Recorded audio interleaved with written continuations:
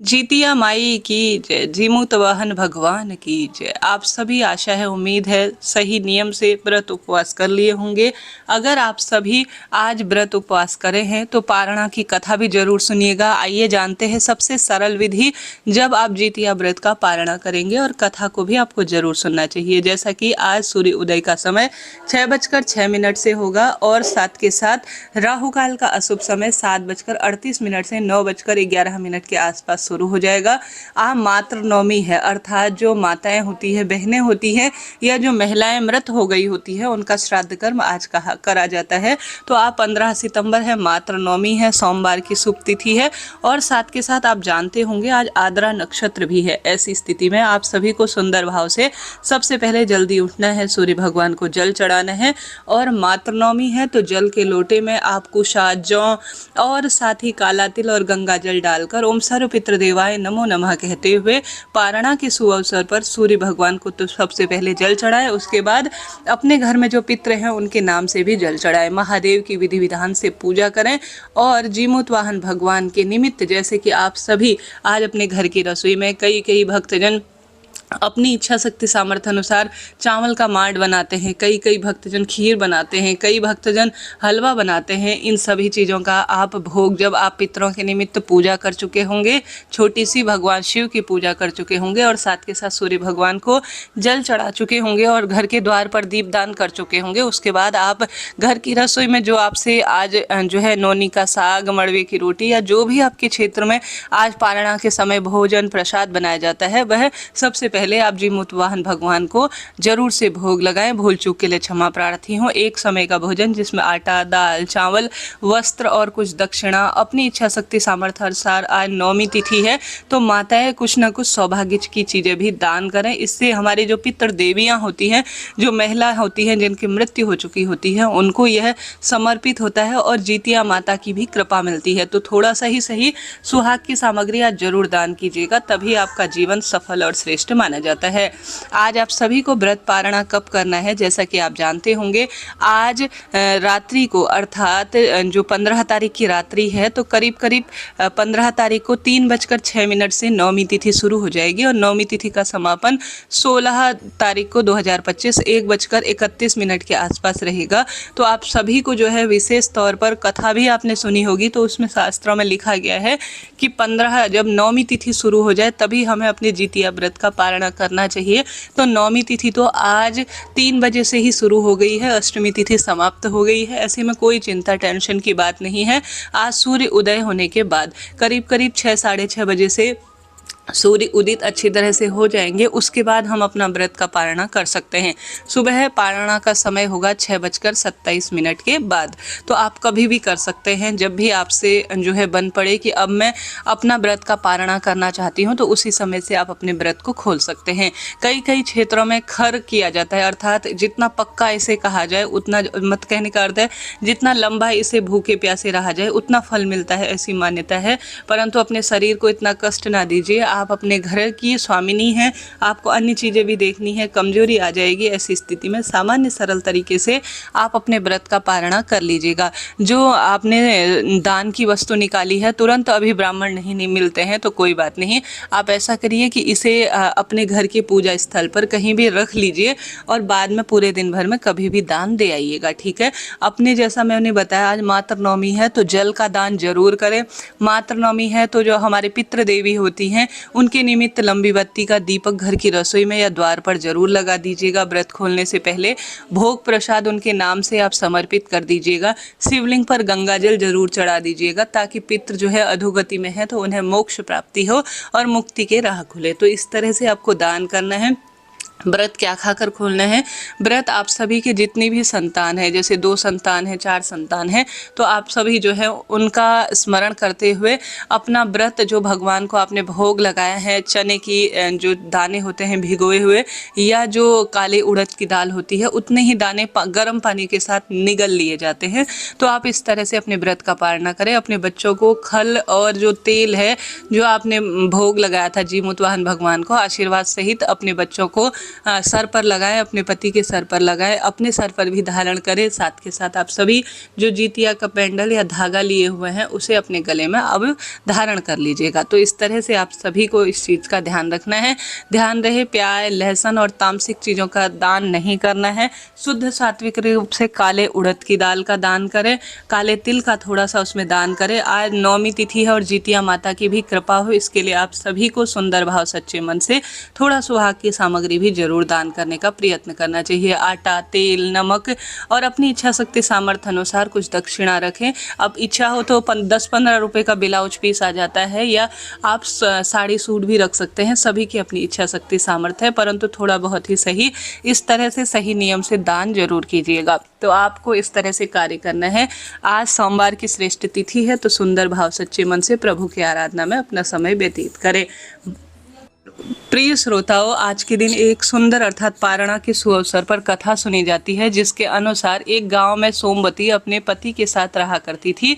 विवाह के कुछ वर्ष बाद उसका एक सुंदर सा बेटा हुआ, लेकिन कुछ समय के बाद ही जो सोमवती थी उसके पति की अचानक मृत्यु हो गई। वह सोचने लगी कि अब उसका और उसके बच्चे का पालन पोषण कैसे होगा, क्योंकि वह बहुत गरीब थे और हर समय सोच सोच कर ही वह दुखी रहा करती थी, खूब रोया करती थी। धीरे धीरे उसके आसपास के लोगों ने उसकी हालत को देखकर उस पर तरस खाया, अर्थात उस पर दया की। उसके बच्चे को छोटा देखकर अपने घर पर काम दिलवाने के बदले उसे अनाज दे दिया करते थे। दिन भर कामकाज करने के बाद आस पड़ोस में जो भी भोजन मिलता उसी से दोनों माँ बेटे का गुजारा हो रहा था। धीरे धीरे समय बीतता गया, अश्विन माह पड़ा। तब एक दिन सोमवती अपने पड़ोसन से उसने कहा कि बहन, जितिया का व्रत आ रहा है, तुमने भी अपने दुख तकलीफ पीड़ा के निदान के लिए इस व्रत को जरूर करना चाहिए। इस दिन जीमूतवाहन भगवान और चील सियारन की पूजा की जाती है और निर्जल ही रहकर व्रत किया जाता है। जीमूतवाहन भगवान की कृपा से बच्चे दीर्घायु होते हैं, परिवार की गरीबी दूर होती है और हर संकट कट जाता है। अपने बच्चे के वियोग का दुख ऐसी माताओं को नहीं सहना पड़ता जो सच्चे मन से इस व्रत को रखता है। और तुम्हारा सहारा तो केवल तुम्हारा बेटा ही है, इसलिए उसकी रक्षा और सलामती के लिए बहन तुम इस व्रत को जरूर रखना। सोमवती ने सोचा, पड़ोसन ठीक ही कह रही है, इस बेटे के अलावा इस दुनिया में उसका कोई भी सहारा नहीं है, इसलिए मैं अपने बेटे की रक्षा और उसके सुखद भविष्य के लिए इस व्रत को जरूर करूंगी। ऐसा मन ही मन उसने सोचा।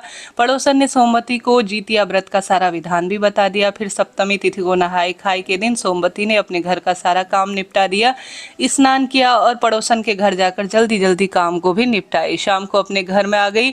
उस दिन सोमवती को काम के बदले में टूटा फूटा चावल मिला था, जिसे खुर्दी का चावल कहा जाता है। उसने रात को भोजन के लिए उन्हीं चावलों को उबाल लिया। सबसे पहला हिस्सा जीमूतवाहन भगवान के नाम से निकाला, फिर एक हिस्सा अपने बेटे को दिया और रात भर चावल पानी में भिगोकर रख दिए। इस तरह नहाए खाए का दिन भी बीत गया और रात होने पर वह सो गई। अगले दिन सुबह मुँह जो है अंधेरे में ही उठने लगी। रात को जो चावल थे वह भिगोए हुए थे, उसने थोड़ा सा उनका पानी पिया और फिर सो गई। थोड़ी देर के बाद सवेरा होने पर उसने अपने घर के कामकाज को निपटा दिया। उसके बाद उसने जितिया व्रत का संकल्प लिया और विधि विधान से उसने पूजा की और उसने देखा कि आसपास सब आज निर्जल ही है, इसलिए वह आसपास कहीं कामकाज के लिए भी नहीं गई। रात को जो चावल भिगोए थे उसे उबालकर अपने बेटों को खिलाया और खुद निर्जल होकर व्रत रखा। शाम को शुभ मुहूर्त में उसने फिर जीमूतवाहन भगवान और चील सियारन की मूर्ति बनाकर उनको भोग लगाया। व्रत की कथा सुनी। इस तरह से उसका व्रत पूरी तरह से सुंदर रूप में बीत गया। उस रात भी उसने थोड़े से चावल उबालकर अपने बेटे को खिलाए।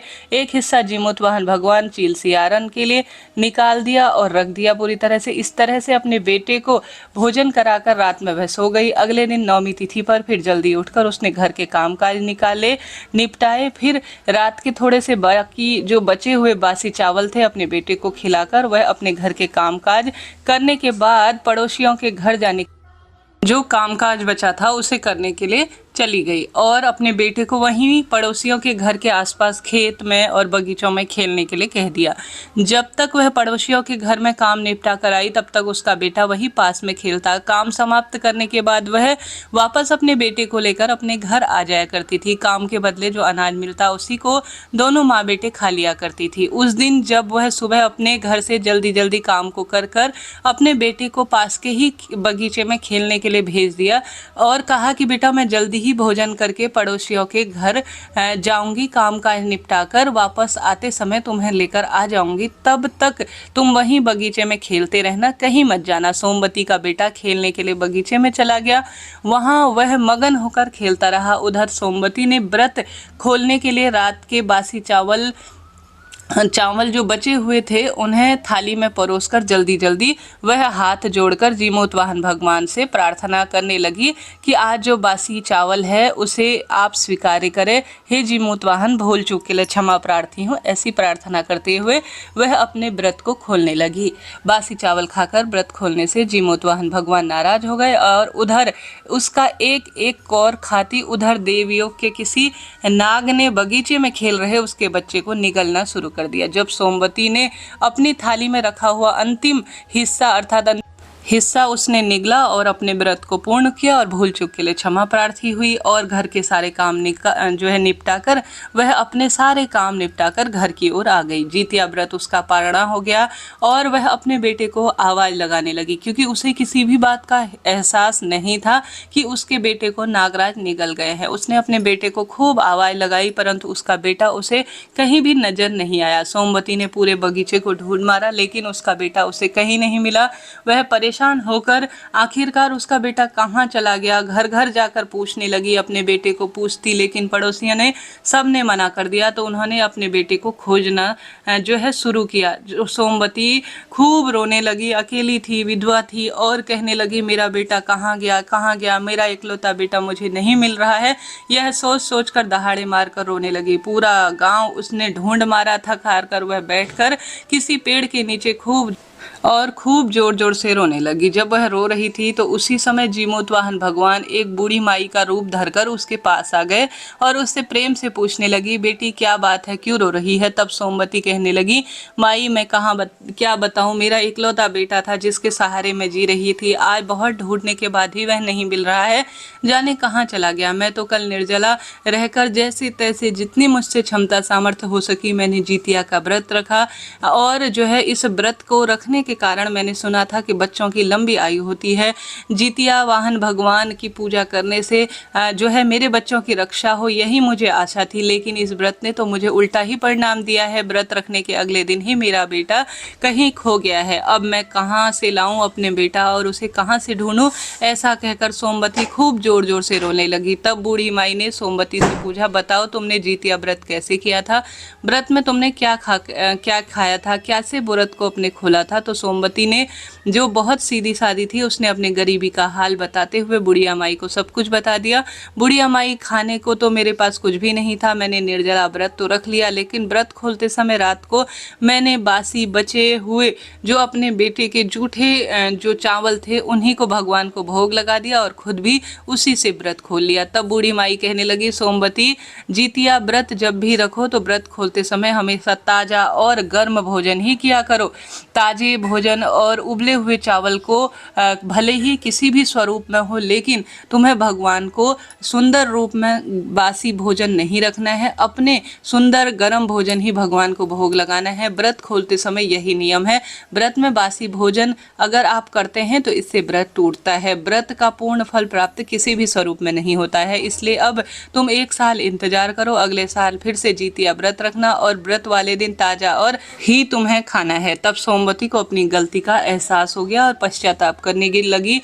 उसने किसी तरह 1 साल का समय काटा। अगले साल फिर से जितिया का दिन आया। उसने रो रो कर किसी तरह से गिड़गिड़ाते हुए जीमूत वाहन भगवान से पुकार की कि हे भगवान, मेरा बच्चा मुझे लौटा दो। और वह खूब रोने लगी। मैं निर्जल रहकर विधि विधान से इस व्रत को करूंगी, ऐसा वह सोचने लगी। तब निर्जला उपवास रहकर अगले दिन नवमी तिथि को सोमवती ने बासी उबले चावल की बजाय ताजा गर्म भोजन जो उसके पास था वह बनाई और उसने भगवान जी को समर्पित किया और गर्म भोजन भी खाकर अर्थात मांड पीकर इस उस व्रत को खोला। इधर उसने व्रत खोला, उधर उसके बगीचे से जहाँ एक नाग ने उसके बेटे को निगला था, उसका बेटा सही सलामत खूब सुंदर बड़ी अवस्था में होकर उसके पास आया। जैसे ही बच्चे को ढूंढने के लिए वह बगीचे की तरफ गई तो उसने देखा कि उसका बेटा पेड़ के नीचे बैठा हुआ है। उस दिन वह खेल रहा है सुंदर रूप में और अधिक पहले से बड़ा हो गया है। यह देखकर सोमवती बहुत प्रसन्न हुई। उसने जीमूतवाहन भगवान को बहुत बहुत धन्यवाद किया और भविष्य में भी इसी तरह से इस व्रत को करने का निश्चय किया और सभी को इस व्रत के बारे में खूब बताया। और उसने मन में सोचा कि कभी भी आज से मेरे पास जो भी होगा उसी का मैं जीमूतवाहन भगवान को भोग लगाऊंगी, परंतु बासी भोजन आलस के कारण कभी भी नहीं लगाऊंगी। इस प्रकार जितिया व्रत के दिन जो भी भक्त सच्चे भाव सच्चे मन से उपवास रखता है, अगले दिन नवमी तिथि को ताजा भोजन करता है, जीमूतवाहन भगवान उसके व्रत की सदा सर्वदा रक्षा करते हैं और उसके बच्चों की हमेशा सुरक्षा होती है। यह थी जितिया व्रत की भक्तजनों सुंदर पारणा की कथा। अगर यह कथा आपको पसंद आई हो तो वीडियो को लाइक करें, चैनल को सब्सक्राइब करें। इसी तरह की श्रेष्ठ जानकारी के लिए आप सभी चैनल से जुड़े। राधे राधे।